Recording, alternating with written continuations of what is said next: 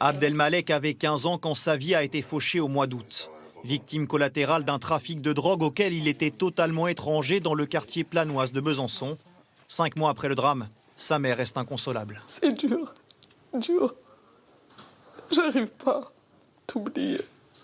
J'entends ta voix, je t'aime. Abdelmalek est mort après avoir reçu une balle dans la nuque. Il jouait au football près d'un point de deal disputé entre bandes du quartier. Un autre adolescent victime d'une balle au thorax a survécu. Le meurtrier n'a toujours pas été retrouvé. La mère d'Abdelmalek veut s'engager auprès des jeunes des quartiers difficiles.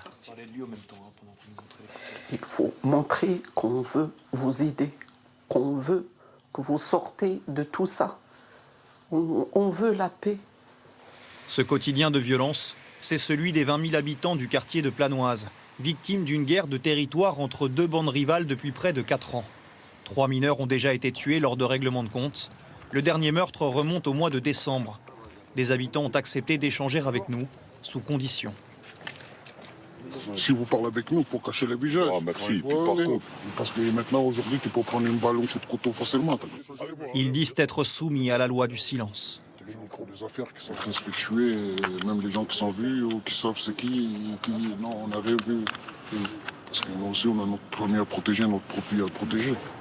À Planoise, une interpellation a lieu tous les 3 jours pour trafic de stupéfiants.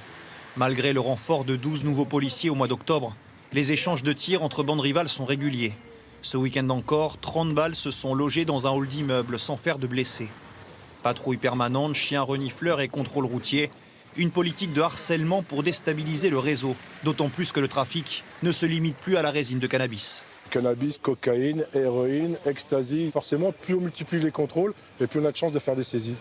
Un seul dealer peut rapporter jusqu'à 6 000 € par jour. Alors pour contrôler ces points de vente, les gangs n'hésitent plus à tuer. Cet avocat du secteur ne pensait pas un jour traiter des dossiers pour meurtre en bande organisée à Besançon.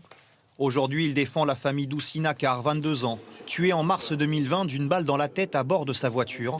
Il aurait été confondu avec la vraie cible des tueurs. C'est presque 30 balles qui vont être tirées dans le véhicule, sans être à Marseille ou dans des villes qui sont plus souvent citées pour des actes criminels de cette nature. Dans des villes de la périphérie comme Besançon, on constate des règlements de compte sur fond de trafic de stupéfiants qui relèvent d'une criminalité organisée inquiétante.